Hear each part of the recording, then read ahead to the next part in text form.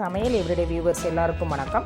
இன்றைக்கி நம்ம வீடியோவில் நல்லா ஹெல்த்தியான கோதுமை மாவு வச்சு ஒரு டேஸ்ட்டான ஸ்வீட் தான் பார்க்க போகிறோம். இந்த ஸ்வீட்டோட டேஸ்ட் ரொம்பவே அருமையாக இருந்தது. எங்கள் வீட்டு குட்டீஸ் எல்லாருமே ரொம்ப விரும்பி சாப்பிட்டாங்க. ஹெல்த்தியானதும் கூட. வாங்க எப்படி பண்ணுறதுன்னு பார்த்துடலாம். இந்த ஸ்வீட் பண்ணுறதுக்கு ஃபஸ்ட்டு ஸ்டவ் ஆன் பண்ணி ஒரு கடாய் வச்சுருக்கிறேன். இதில் ஒரு ஸ்பூன் அளவுக்கு நெய் சேர்த்துக்கலாம். நெய் உருகுனதும் அதில் 5-6 முந்திரி பருப்பை சேர்த்து நல்லா நம்ம வறுத்து எடுத்துக்கலாம். 2 டேபிள் ஸ்பூன் அளவுக்கு துருவ தேங்காய் எடுத்து வச்சுருக்கிறேன். இது இந்த நெய்யிலே சேர்த்து நம்ம வறுத்து எடுத்துக்கலாம். அதிக நேரம் எல்லாம் வறுக்க வேண்டாம். தேங்காய் அந்த நெய்யிலேயே வறுபட்டு நல்லா வாசனை வரும். அந்தளவுக்கு வறுபட்டால் போதும். நம்ம ஸ்டவ் ஆஃப் பண்ணிடலாம். நம்ம தேங்காய் வறுத்து எடுத்த அதே கடாய் தான் வச்சுருக்கிறேன்.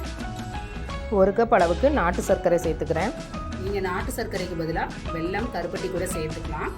இது கூடவே 1 கப் அளவுக்கு தண்ணி சேர்த்துக்கிறேன். பாகு பதம்லாம் எதுவுமே பார்க்க வேண்டாம். நாட்டு சர்க்கரை நல்லா கரைஞ்சால் மட்டும் போதும். நாட்டு சர்க்கரை நல்லா கரைஞ்சிச்சு. இந்த மாதிரி கொதிக்க ஆரம்பிச்சதும் நம்ம ஸ்டவ் ஆஃப் பண்ணிடலாம். இந்த பாகை நம்ம ஒரு பாத்திரத்தில் வடிகட்டி எடுத்துக்கலாம். ஒருவேளை நீங்கள் எடுத்திருந்த வெல்லம் நயம் வெல்லமாக இருந்தால் நீங்கள் வடிகட்டாமலே கூட சேர்த்துக்கலாம். ஸ்டவ் ஆன் பண்ணி ஒரு கடாய் வச்சுருக்கேன்.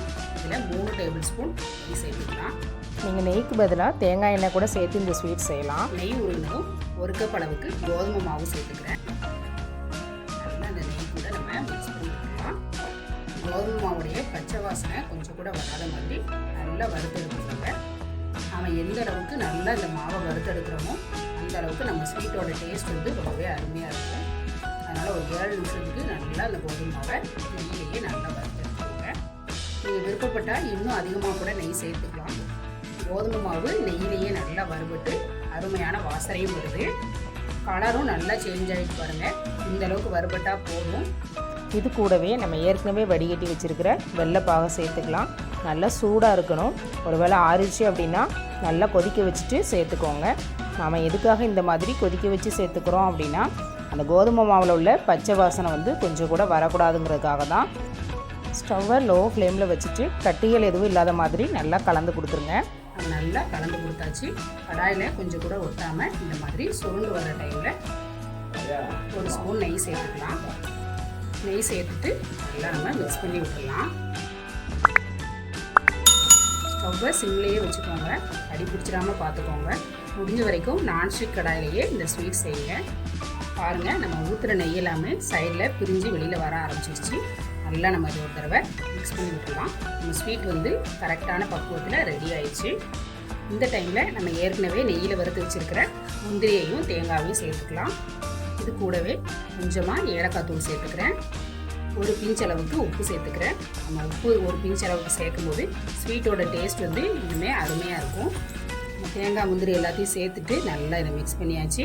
சூப்பராக நம்ம ஸ்வீட் ரெடி ஆயிடுச்சு. ஸ்டவ் ஆஃப் பண்ணிடலாம். இந்த மாதிரி ஒரு கிண்ணத்தில் நம்ம ஃபில் பண்ணிவிட்டு அப்படியே ஒரு பிளேட்டுக்கு மாற்றிக்கலாம். பாருங்கள் எந்த அளவுக்கு சூப்பராக வந்திருக்குன்னு. பார்க்கும்போதே சாப்பிடணும் போல் இருக்குல்ல. அந்த துருவன தேங்காவை தூவிக்கலாம். பார்க்குறதுக்கு அழகாக இருக்கிறதுக்காக இந்த மாதிரி நான் மேலே முந்திரி வச்சுருக்கிறேன். அப்படியே பரிமாறிட வேண்டியதான். பாருங்கள், நம்மளோட ஸ்வீட் ரொம்பவே அருமையாக ரெடி ஆயிடுச்சு. வீட்டில் கோதுமை மாவு மட்டும் இருந்தாலே நல்லா டேஸ்டியான ஸ்வீட் 10 நிமிஷத்தில் ரெடி பண்ணிடலாம்.